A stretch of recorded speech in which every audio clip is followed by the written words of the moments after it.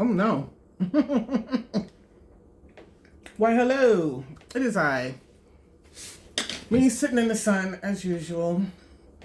Um, I'm gonna call this like the artist studio rough draft or whatever. Probably not. Anyway, I want to jump on. Haven't done this in a minute. Uh, to discuss what's been going on with me. So I've been doing some workshops, and oh no, the sun is leaving. No, don't leave. Been doing some workshops, and I've been going to some workshops because I want to always be learning. I want to always see how other people do a skill, different kinds of teaching styles, which is fantastic. And so I've been going to different workshops, and I also wanted to bring up the point or the fact of why I created, in conjunction with others, BLX, and the processes or the thinking behind it, just in case people don't know. So BLX is for Black Latin Explorer, or BLX meaning X, Latinx, but really the X is really to explore.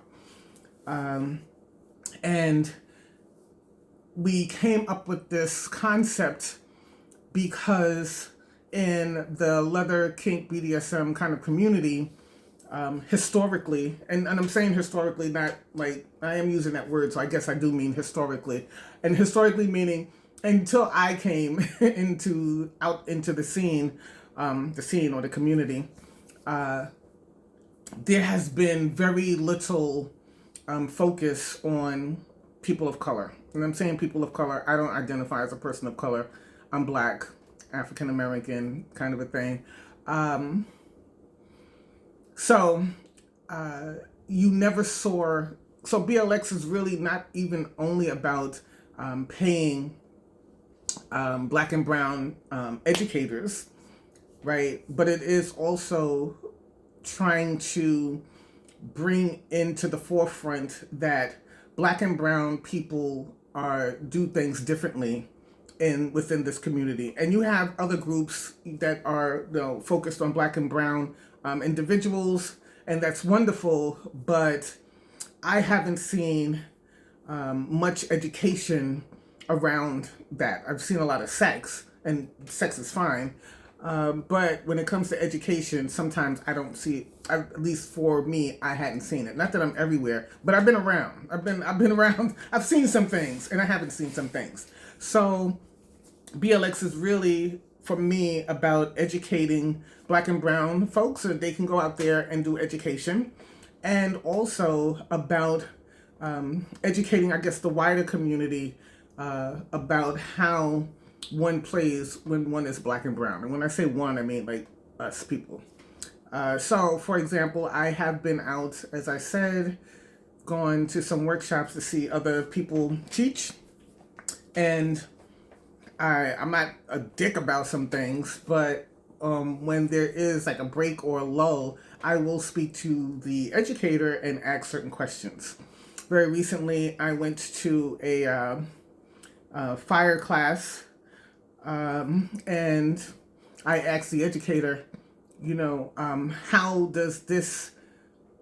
this technique that you're teaching affect someone that has some melanation in their skin? And melanation, that's Black folks make up words. We know what we're talking about. Skin that is melanated. And they said, "Oh, I never thought about that." And I said, "Oh, well, the certain things do certain treat skin differently, like, right?"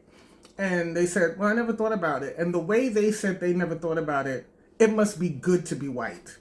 It must be good to like never have to think about shit like that, right?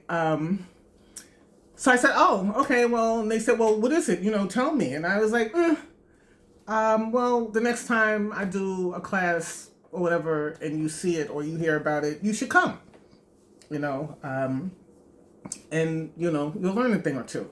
And I kind of left it at that. It's not the first time that this has happened where I've asked an educator, well, how does that work on melanated skin? And they're like,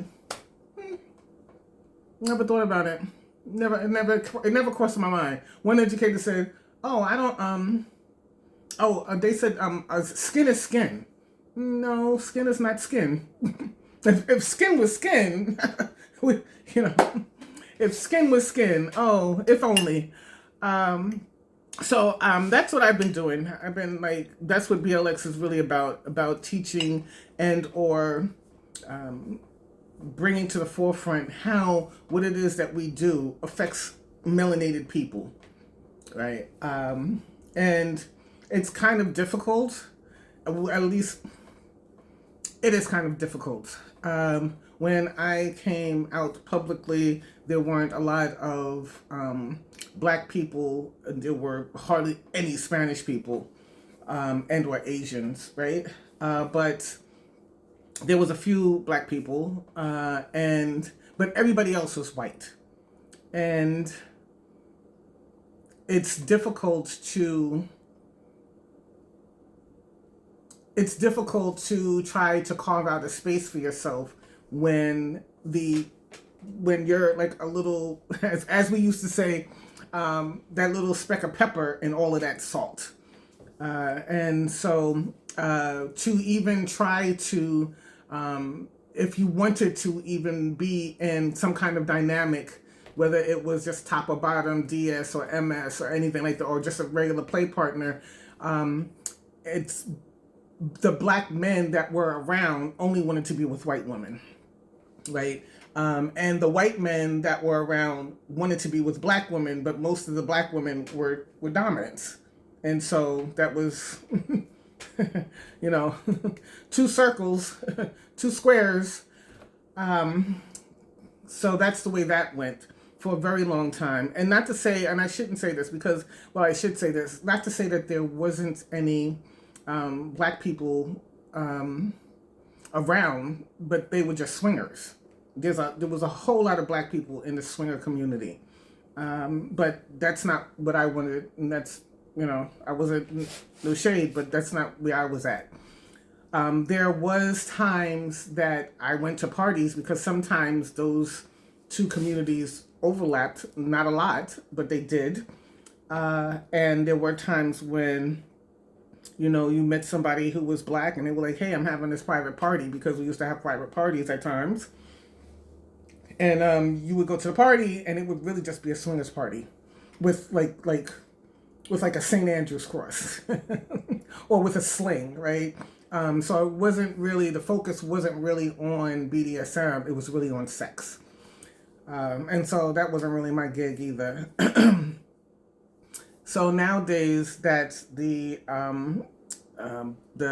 pandemic happened, and there seems to be a lot more black people coming out into the BDSM scene. The crossover with swingers and BDSM is interesting, and maybe that'll be a different video for the patrons of how that affects the BDSM leather kind of community and what it does to us over on this side. But I just want to jump on and really say that, having to really, and before I go, and I always do this, I know, let me just say this as well. So at this workshop, one of these workshops, the participants got to practice, and they were doing something like on their own, their partner, and this is a brown person, and they were doing a certain thing, and then they did this other thing, and the educator said, oh no, don't do that, do it this way. And so the person said, oh well, I was taught this way by this person, right? And they like pointed over to where myself and the prince was, and they were like, oh. And they didn't understand that the reason why they did it a certain way was because this is melanated skin. This isn't white skin.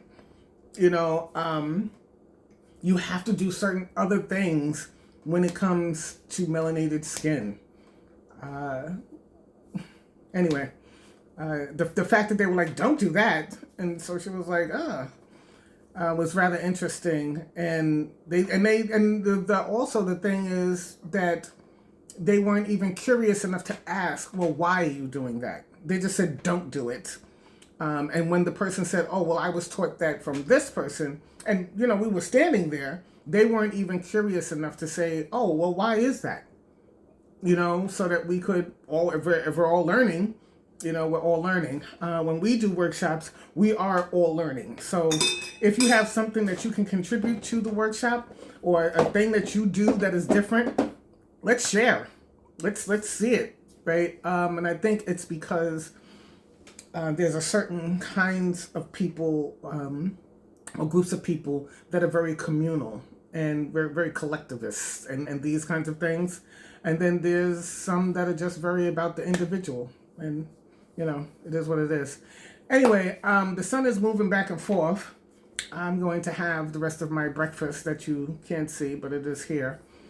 I try to just turn on my camera and start talking sometimes because I think sometimes that's really a good thing to do. Until next time, if you enjoy what I do, do all the things. And tell your friends near and far. Anyway, until we meet again, it is I, Sir Raven, CEO of BLX. I hope to see you soon out in the world. If you are a melanated person, or if you're not a melanated person, I'd like to have this kind of conversation in the comments of, have you ever thought about what it would be like if you're doing like a certain kind of activity on a person's skin that is different from yours, and how that affects your aftercare, your play session, how it affects the person, how does it affect you? Have you even given that any kind of thought? Or is it just about, as we used to say back in the day, which is still today, or is it just about, a hard dick and a wet pussy or whatever? Until then, ciao.